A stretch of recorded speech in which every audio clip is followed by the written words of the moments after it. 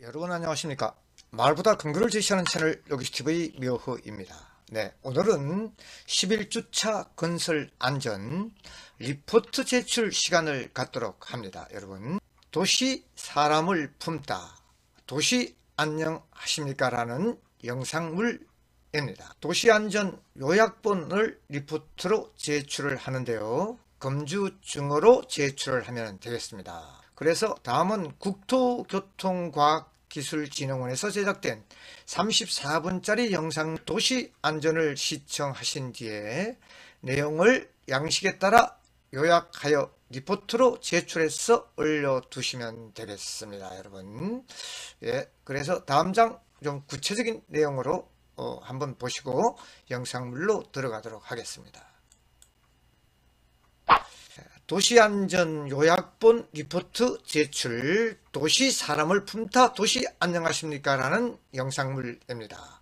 도시안전 동영상물을 시청한 뒤에 2교시에서는 자체적으로 리포트 요약본을 주어진 양식, 이 강의실 11주차에서 다운 가능합니다. 양식은 주어진 양식에 준하여 간략하게 요약본을 작성하여 주실 것을 권장하며, 시간이 여의치 않은 학생은 검주 중 6월 7일 일요일 이 강의실 리포트에 올려주시면 되겠습니다. 여러분, 예, 그래서 다음 장에서는 국토교통과학기술진흥원에서 제작한 34분짜리 영상물 도시안전을 시청하시겠으며, 학습 자료로 도시안전 관련 좋은 영상을 제작해 주신 노고를 높이 거양하며 좋은 정보 제공에 대해서 기술진흥원에 깊은 감사를 드리는 바입니다. 네, 영상물로 함께 하시겠습니다.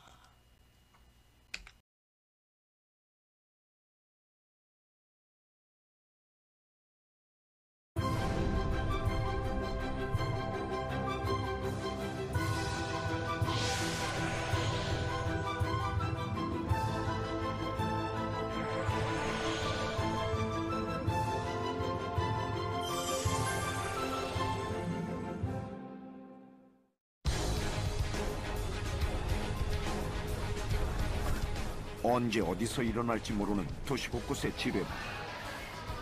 오늘날 도시는 산업화로 인해 각종 재난재해가 끊이지 않는 곳에 살고 있다. 그래서 누군가는 도시가 사람의 안전을 위협한다고 말한다. 하지만 한편으론 우리를 위험으로부터 안전하게 지켜주는 곳 역시 바로 이 도시다.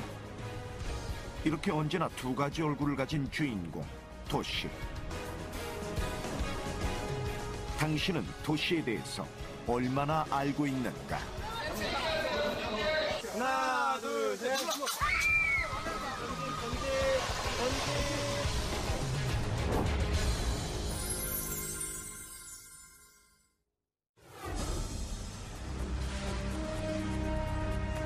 지난 6월 16일 밤 서울의 한 자동차 용품 상가에서 검은 연기가 피어올랐다. 인화물질이 가득한 곳에서 일어난 화재였기 때문에 모두가 긴장할 수밖에 없었다. 소방관과 경찰 100여 명이 동원된 대응 1단계의 대형 화재 때문에 인근 주민 수백여 명이 대피하는 소동이 벌어지기까지 했다.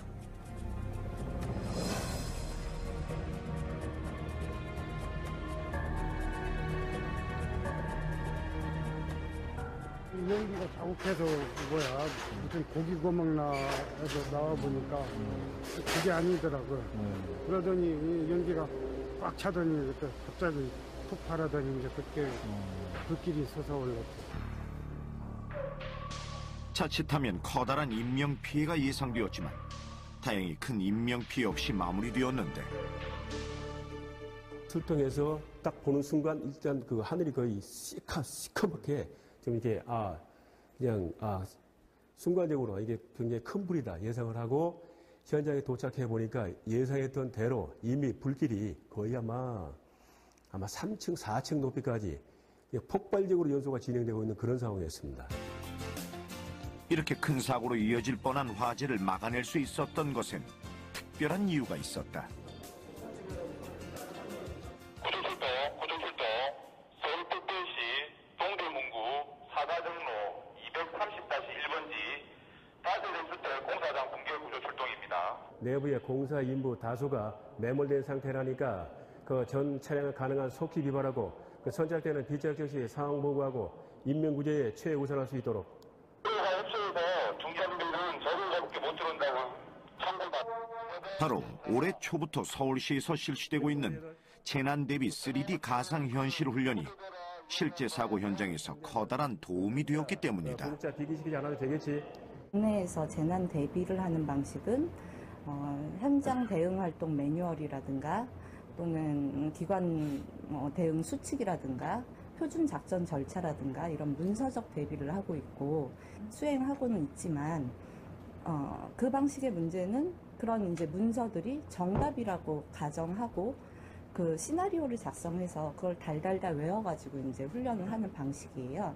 그렇다 보니까 그 재난 현장 대응에서 사람들을 그 전문가라 하더라도 굉장히 당황하게 하고 스트레스를 받게 할 수 있기 때문에 그런 이제 그 재난 현장을 최대한 유사하게 재현함으로써 그런 상황적 스트레스를 부과하는 환경 하에서 훈련을 할 수 있게 만들어주는 프로그램입니다.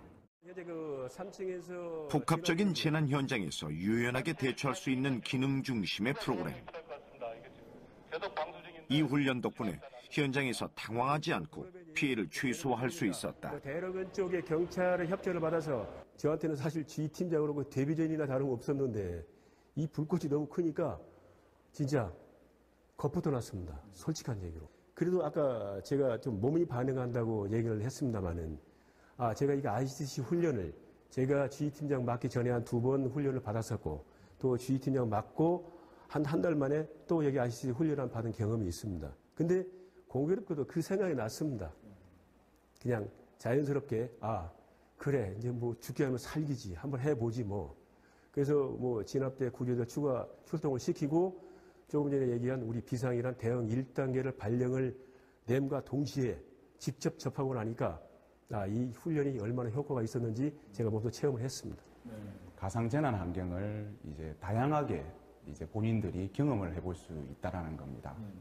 실질적으로 재난 환경에서 저희 각 소방서마다 약 1년에 한두 번꼴로 대형 재난이 터지지만 실질적으로 그것을 자신이 머리에 구상할 수 있는 것들을 여기서는 간접적으로라도 경험을 할 수 있고 자기 그 대원들하고 같이 팀워크를 발휘해서 미리 가상적으로 체험을 할 수 있다는 것이 큰 특징이라고 할 수 있습니다. 도시의 사고는 예측할 수 없게 위험하다.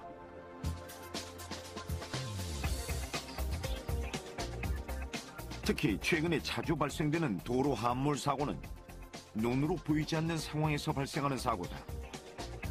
그래서 사람들의 두려움은 더욱 크다.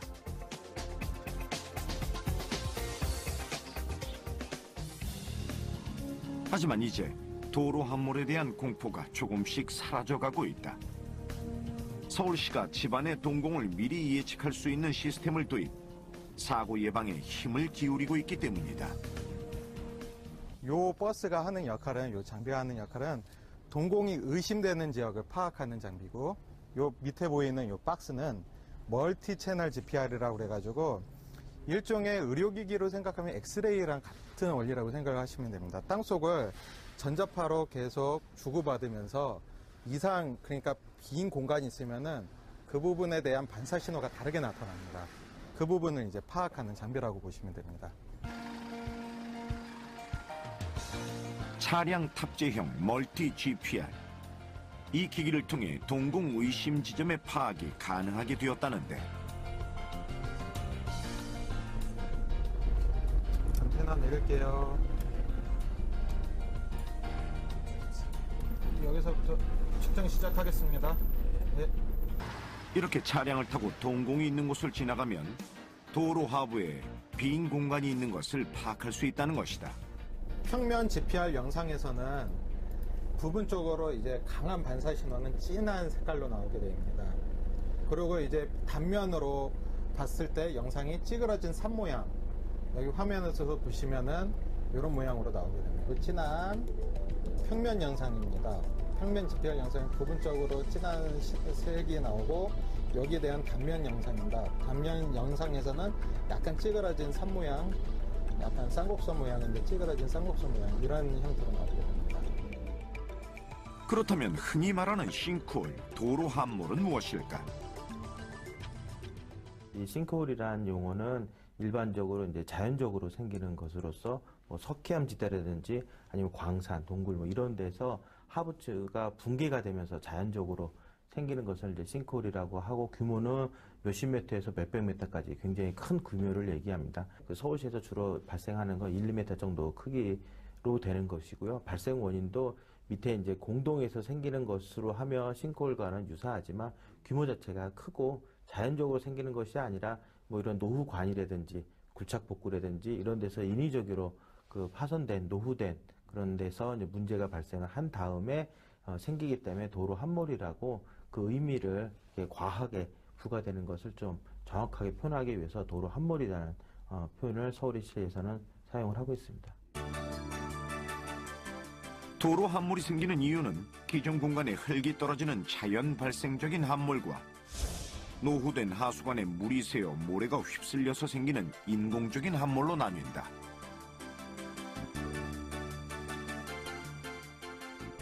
그리고 1차 GPR 신호 분석을 통해 도로 함몰 위치가 파악되면 그 후엔 2차 조사가 진행된다.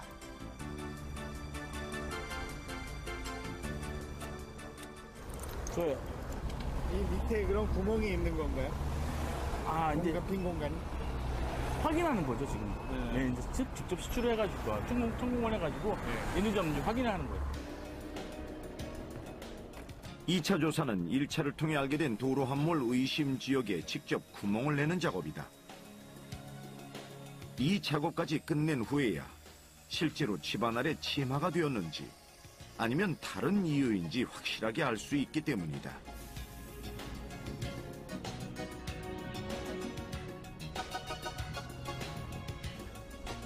하지만 구멍을 뚫어서도 쉽게 공사를 결정할 수는 없다.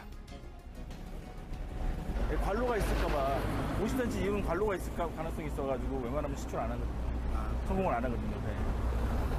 그러면 조사할 때는 관로가 있는지는 안 나오나 보네요. 관로가 있는지는 나오는 경우도 있고, 안 나오는 경우도 있고, 그런데요. 저희가 이제 안테나 방향에 따라서 그 관로 방향이, 이쪽 방향 관로는 잘 나오는데 이쪽 방향 관로는 잘 안 나옵니다. 저기 45cm까지 한번 시출을 해보고요. 만약에 이제 그 50cm 정도부터 50cm 하부에 있는 동공들은 위험성이 좀 없거든요. 그래가지고 오늘은 덮어놓고 다음에 또 한번 조사를 해봐야죠. 이처럼 몇 번의 조사를 거듭해 굴착공사 여부를 결정해 대처해 나간다. 그리고 이러한 세밀한 과정을 통해 서울시는 지난 2월부터 각 지역의 도로를 탐사, 그리고 이러한 작업을 토대로 서울 시내 도로 함몰 상태에 관한 데이터를 구축 중이다. 맨홀에서 하수관하고 연결되는 그 연결부위가 이제 파손이 된 걸로 아마 추정이 돼요.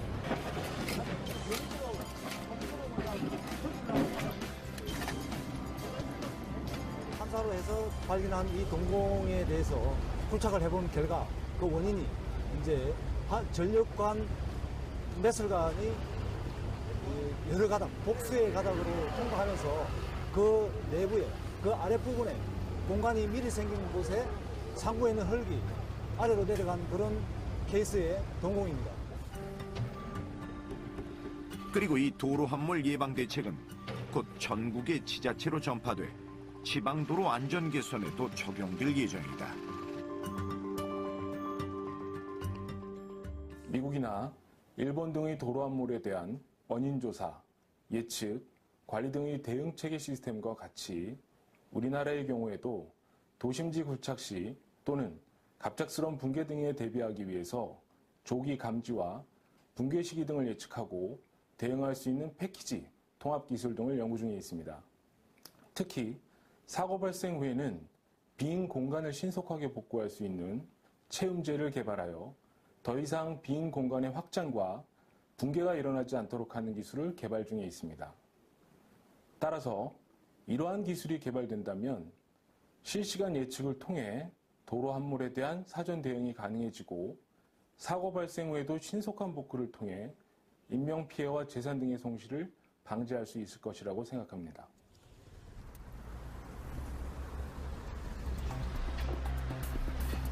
산업화된 사회에서 안전을 위협하는 요인 중 하나는 아이러니하게도 산업화가 낳은 기계화의 부작용들이다.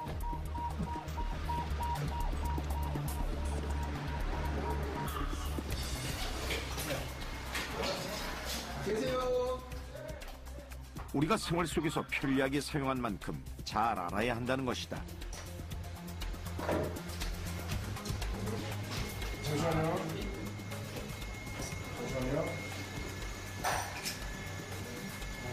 한 번씩 좀 내려오실게요.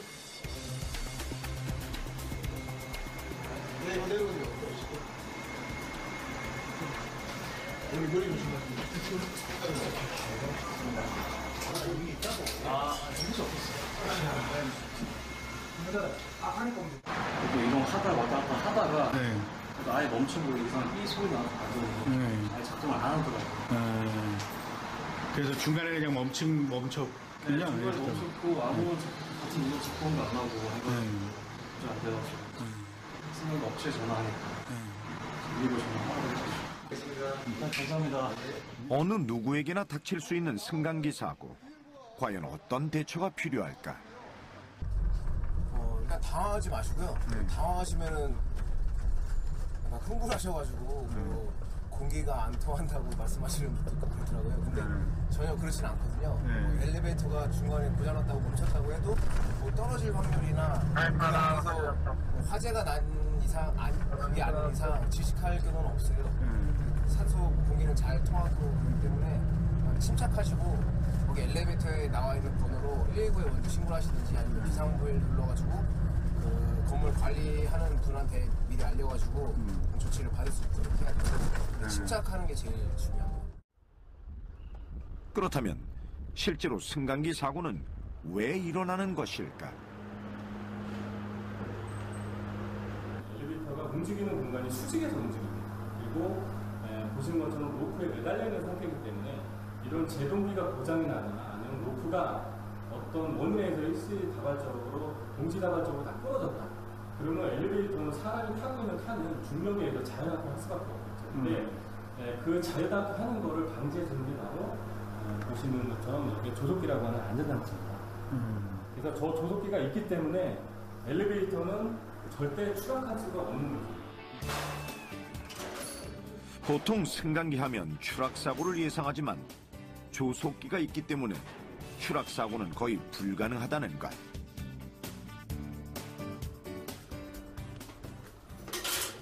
기계실에서 캐치를 작동시켜 보셨죠? 그래서 캐치가 로프를 잡는 걸 아마 보셨을 거예요. 그러면 이 로프를 잡게 되는 겁니다. 기계실에서. 그러면 얘는 안 움직이고 꽉 잡히고 칸을 내려가게 되면 이 로프는 어떻게 될까요? 위로 올라옵니다. 이런 식으로. 이 로프가 밑에 이 레일을 잡아주는 쐐기랑 연결이 돼 있어요. 이게 올라오면 쐐기가 이렇게 물어주는 거죠. 그래서 엘리베이터가 추락하지 않도록 해주는 장치. 자, 라이트! 국내 모든 엘리베이터는 이런 정전을 대비해서 보시는 것처럼 비상등이라고 해서 여기 보시면 엘리베이터 비상 호출 버튼이라든지 지금은 이 승강기 번호 안에 이 건물의 주소, 예를 들어서 이 건물에 엘리베이터가 여러 대가 있다. 그러면 몇 번째 엘리베이터라고 하는 정보를 이 승강기 번호가 다 가지고 있습니다. 그래서 이 번호를 같이 불러주게 되면 별도의 어떤 주소라든지 이런 거 없어도 쉽게 119 구조대가 건물을 찾고 또 어디 엘리베이터라는 걸 알 수가 있기 때문에 그만큼 빨리 구조를 받으실 수가 있습니다. 그렇다면 실제 사고는 어떤 이유로 일어나는 것일까? 보시는 것처럼 엘리베이터 안에서 강제로 문을 열었을 때는 안에서 문을 열고 같이 진행을 보실 때는 그냥 층 바닥밖에 보이지가 않습니다. 그래서 이 상황에서 여기서 뛰어내리시는 경우가 많아요. 근데 보시는 것처럼 엘리베이터가 층에서 올라올 경우는 이렇게 추락할 수 있는 공간이 있습니다. 그래서 대부분의 강제로 탈출을 하시는 분들 사고가 어떻게 나냐면 여기서 바닥에서 뛰어내리셨는데 사람이 충격을 받으면 반력이 생기잖아요. 그래서 몸의 중심이 뒤로 넘어가면서 이 승강단으로 추락해서 나는 사고들이 꽤 많이 발생을 하고 있습니다. 이것은 곧 미리 사고를 예방할 수 있다는 뜻이기도 하다. 여기가 이제 엘리베이터 제일 밑 바닥인 거예요. 그래서 이게 이제 하부고요. 근데 예를 들어서 15명이 타야 되는 승강길에 16분이 탔어요. 그러면 한 분 때문에 부서가 옵니다. 삐! 근데 그런 경우 많으실 겁니다. 옆으로 자리를 한번 옮겨봐. 이렇게 해가지고. 그래서 저 고무가 사람이 많이 타게 되면 고무가 눌립니다. 고무가 눌리게 되면 이 스위치를 작동을 시키면 근데 만약에 한 분을 왔다 갔다 하게 되면 저 방진 고무 눌린 양이 약간 차이가 발생할 수가 있습니다. 약간 뭐라 그럴까요? 좌우 기울기가 틀려지면서 이 스위치가 순간적으로 복귀되는 경우가 있어요. 그렇게 되면 일단 부조가 울리는 거는 과적이 됐다는 얘기인데 좌우로 움직이셔서 과적이 된 걸 해지를 하시고 인위적으로 이용을 하시는 거니까 과적이 된 상태에서 엘리베이터가 운행이 되기 때문에 굉장히 안 좋은 상황으로 운행이 되는 거죠. 기본 수칙을 잘 이행하고 실천하는 것, 그것이 바로 안전을 위한 첫걸음이다. 자연재난 역시 다르지 않다. 도시를 위협하는 대표적인 자연재난, 지진. 우리나라는 지진 피해에서 벗어나 있다고는 하지만 만일을 위한 연구들이 진행 중이다. 흔히들 우리나라에서는 얼마만큼의 지진에 대해서 규모에 대해서 설계를 하느냐 이렇게 많이들 여쭤보시는데 직접적인 비교는 이론적으로 좀 어려운 것이고요. 다만 이제 간단하게 말씀드렸을 때는 규모 5 또는 6 정도의 지진에 대해서 내진 안전성을 확보하는 것을 우리 내진 설계 기준을 목표로 한다라고 하겠습니다. 만약 서울에 강도 6.5 이상의 지진이 일어난다고 예상해보자. 이에 대한 시뮬레이션 결과 우리도 11만 명 이상의 사상자가 나올 수 있다는 연구 결과가 나왔다. 이것은 물론 내진 설계가 안 된 건물에 한해서지만 결코 지나칠 수 없는 결과다. 국내에 내진 설계가 도입된 것은 1988년부터. 그나마 강제로 법에 규정되는 사항은 아니다. 이렇게 권고 사항일 뿐 법으로 강제하지 않기 때문에 지진이 일어날 경우 피해가 얼마나 클지 예측할 수 없기에 만일에 대한 연구와 실험을 게을리하지 않고 있다.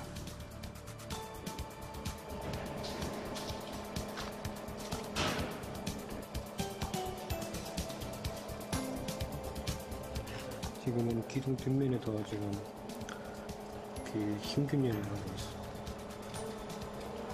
첫 번째는 이제 기존의 그 설계 방법들을 개선하는 거. 그러니까 이제 선진국에 갈수록 건물 자체의 붕괴보다도 이제 안에 들어있던 재산에 대한 피해를 최소화시킬 수 있는 방법들. 그러니까 뭐 이 천장이 떨어진다든가 아니면 뭐 다른 소위 구조적인 아닌 걸로 손에 이르는 그런 걸 좀 최소화하는 방법들에 대한 연구가 있고, 두 번째는 이제 기존 건물을 어떻게든지 이제 취약부를 보강하는 방법들. 그래서 지금도 많이 이제 실무자들이나 현장에서 보강하고 있는데 그게 이제 좀 질서가 없어서 우리 연구진을 통해서 좀 합리적이고 과학적이고 또 경제적인 그 보강 방법들을 제시해서 그거를 이제 지침도 만들고 이제 기준 만드는 작업을 하고 있습니다. 현재의 상황에서 시급한 건 내진 설계가 되지 않은 건물에 지진을 견딜 수 있는 기술을 보강하는 일이다. 때문에 이 성능 보강 기준 측정 실험의 성공 여부는 무엇보다 중요하다.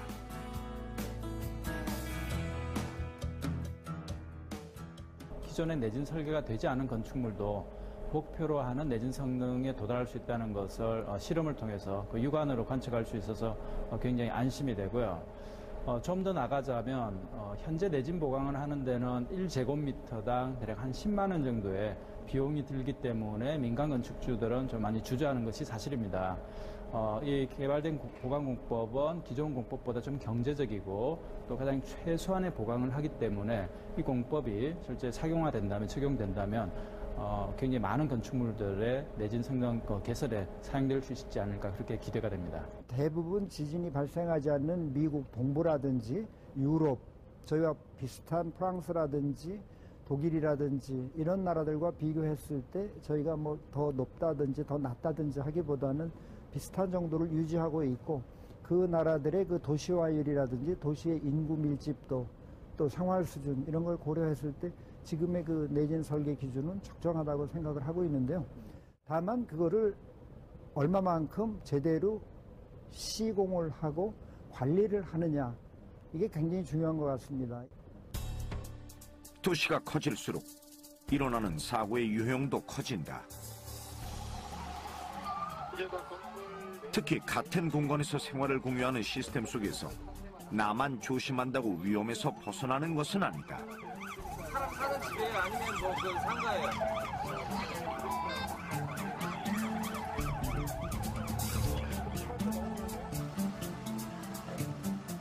특히 한 번 발생하면 주변 모두에 씻을 수 없는 피해를 주는 화재 사고.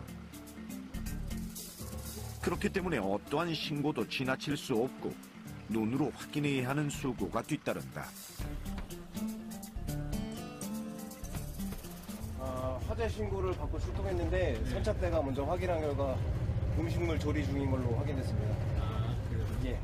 음식물 조리 중인데 연기가 많이 났었는 거죠? 예, 뭐 태워 먹을 수도 있으니까요. 가끔가다 뭐 사골 같은 거 많이 태우더라고요. 만약 사람이 밀집된 고층 건물에서 화재가 일어난다면 어떤 일이 벌어질까?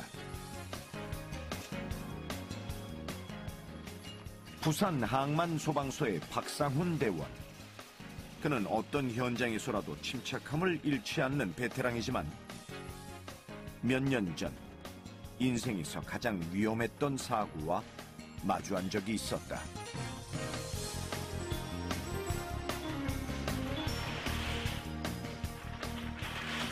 일단 저희가 뭐 노래방 뭐 화재, 지하철 화재, 뭐 아파트 화재 다 나가봤지만 일단은 거의 한 40층 가까운 그런 고층 건물에 화염이 이제 외벽에 다 둘러서 건물을 집어삼킬듯이 올라오는 경우 화재 규모도 규모고 그 높이도 그렇고 일단은 일반 어떤 화재에서는 도저히 접할 수 없는 그런 영화성에서만 보는 장면이었거든요. 처음 화재가 발생한 지 30분이 채 지나지 않아 옥상까지 불길이 이어졌던 대형 사고를 겪었기 때문이다. 네, 119입니다. 말씀하세요. 예, 그 우신골드 스위트 해운대. 예, 우신골드, 우신골드입니까? 예, 지금 4층에 불이 났습니다. 연기 합석 하는 냄새부터 시작해가 지금 앞에 안 보입니다. 첫 번째 신속도 도착하여 인명구조 우선에 최소화하기 바랍니다. 그 건물 밑에서 화염이라고 하죠. 화염이 소용돌이 치면서 건물을 완전 덮치듯이 올라오고 있었거든요. 그래, 이거 정말 장난이 아니구나. 그리고 긴장을 하면서 그 주민들한테 접근했던 그런 기억이 있습니다. 지상 38층, 지하 4층의 초대형 건물에서 일어난 이 화재는 건물 외장재가 순식간에 타들어가 최악의 참극이 예상됐다.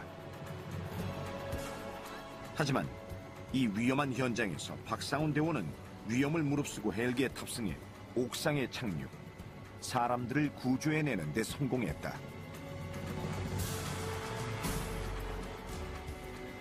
그 당시 이제 우신골드에서 구조를 했을 때는 일단은 헬기에서 조종하시는 조종사분들하고 제가 내려간 타이밍하고 그다음에 연기가 올라오는 화염이 오는 타이밍 3박자가 맞았기 때문에 저희가 그렇게 신속하게 구조를 할 수 있었지, 만일에 화염이 올라오고 연기가 헬기를 감싸는 그런 상황이었으면 헬기에서 접근이 안 됐겠죠. 그러니까 연기가 지금 방향으로 오는데 어디로 불지, 화염이 어디로 날아올지 알 수 없지 않습니까? 그러니까 굉장히 어렵다고 위험하다고 보시면 되겠습니다.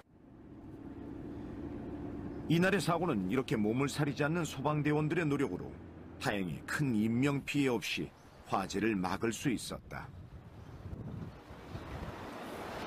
헬기가 그 당시 여기 앞쪽에 여기 착륙했습니다. 예. 먼저 1차로 6분 태우고 이쪽에 착륙하고 다시 떠가지고 나머지 2분을 태우고 다시 재착륙해가지고 인명구조한 장소가 여기 보시는 이 장소입니다. 저기 보시면 중앙에 통로가 나와 있지 않습니까? 뻥 뚫린 부분. 저쪽으로 화염이 완전히 감아서 올라오고 있더라고요. 정말 깜짝 놀랐습니다. 큰일 나겠다 싶어가지고, 예. 바로 이제 저는 이제 주민분들 계신 쪽으로 해가지고 저 높이가 한 3층 정도 되는 것 같은데 통로를 이용해서 접근해봤습니다. 어떻게 대처하느냐에 따라 피해의 정도도 달라지는 화재 사고. 안전 감수성이라고 해야 됩니까? 어떤 내가 이런 지나가면서 어떤 위험한 공간이나 물건을 봤을 때 이거 위험하겠다. 한번 치우자. 이거 위험하겠다. 이게 왜 위험하죠? 신고를 한다든가. 그런 안전 감수성이라고 하죠. 그런 걸 좀 평상시에 길러두시면 좀 좋지 않을까. 제가 소방관이다 보니까 주민들 보면 안전불감증이 아직도 지나가다 보면 그런 게 많이 있거든요.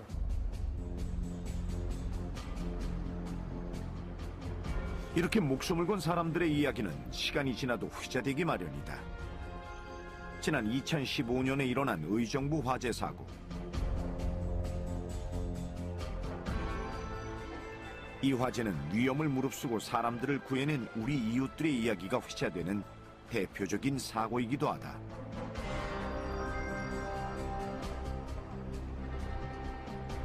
저희가 투입됐을 당시에는 그 최초 발화진 대본그린 아파트는 거의 전소되다시피 하고 있는 상황이었고요. 연기에 의해서 앞이 안 보이던 상황이었는데 혹여나 주민이 갇혀 있다는 그게 사실일까봐 걱정이 됐던 부분이었고, 그 주민을 얼른 대피시켜야겠다, 같이 대피시켜야겠다, 그 생각에 공포라기보다는 다급함이 우선이었던 것 같습니다. 사고 발생에서 가장 중요한 것은 바로 골든타임의 확보. 화재가 일어나게 되면요, 갑자기 화재가 커지는 순간이 옵니다. 이게 플래시오버라고 그러는데요. 그게 이제 처음에 화재가 붙었다가 서서히 커지다가 갑자기 확 커지는 그 시기가 있거든요. 그 시기가 보통 대부분 되면 5분에서 한 8분 정도 사이가 됩니다. 그건 이제 공학적으로 우리가 플래시오버라고 그러고요.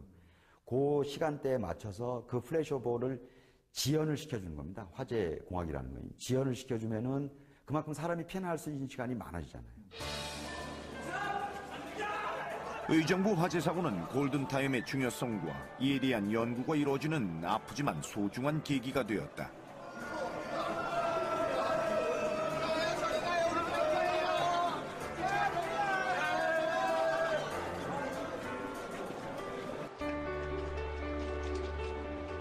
그리고 세상은 결코 혼자선 살아갈 수 없다는 평범한 진리를 깨우쳐주기도 했다.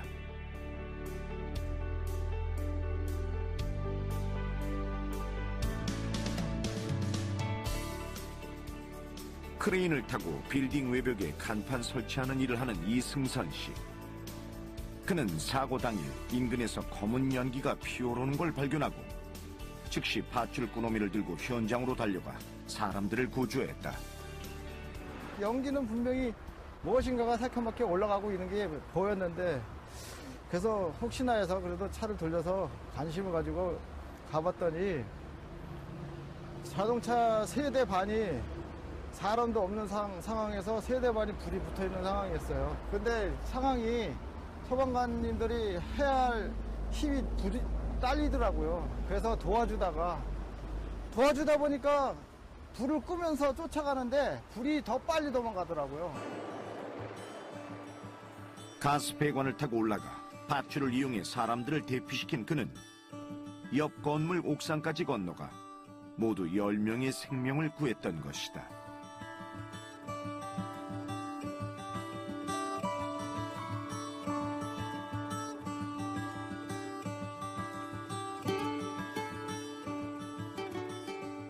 이 사람을 잘 내리다 보니까 시뮬레이션이 필요 없습니다. 다른 사람들도 그걸 봤어요.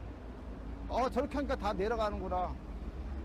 10초만 참으면 다 삽니다 하고 PR을 해주고, 그 다음에 여자, 어린이, 노인, 이게 중요한 게 아니고 제일 위급한 사람부터 먼저 끄집어내서 시간을 벌었고, 벌다 보니까 다 완벽하게 안전하게 구했고. 이 모든 것이 우연만은 아니다. 그는 언제나 안전사고에 대한 준비를 하고 있었다. 항상 이렇게 준비를 하고 다닙니다. 이건 뭐예요? 이게 바로 그때 인명을 구할 적에 쓰는 그 두께의 그 밧줄, 이 30m짜리 발을 화재나기 한 달 반 전에 준비를 했어요. 갖고 다녔어요. 좋은 위급할 적에 쓸 일이 있지 않겠나 하고 준비했는데, 마침 그 화재 사고 때 이게 필요로 적재적소에 필요한 줄이 돼가지고 여태까지 좋은 이미지로, 생명의 동화줄이라는 별명 이미지로 많이 남기고 대한민국의 좋은 기억으로 된 것 같습니다. 여러 사고를 겪고 우리는 이제 안전에 대해 중요한 한 가지를 깨닫게 되었다. 그것은 도시 문명의 가장 큰 지표가 안전이라는 것이다. 하지만 안전사고는 방심하는 그 찰나에 일어난다. 때문에 사고를 예방하기 위해서 가장 중요한 것은 바로 몸에 배인 안전에 대한 습관이다.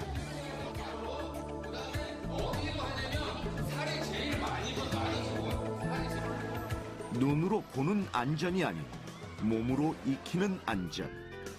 그것이 바로 위기 상황에서 피해를 줄일 수 있는 지혜이자 골든타임이다. 그리고 이것은 안전 시스템과 규칙 이전에 안전하고 행복한 삶을 위한 기본인 것이다. 자기 몸쪽으로 잡아 당겨줘요. 다 당겨봅니다. 화염이 없는 안전한 쪽에 가서 쓰셔야 되는 거예요. 아시겠죠? 네. 하나, 둘, 셋.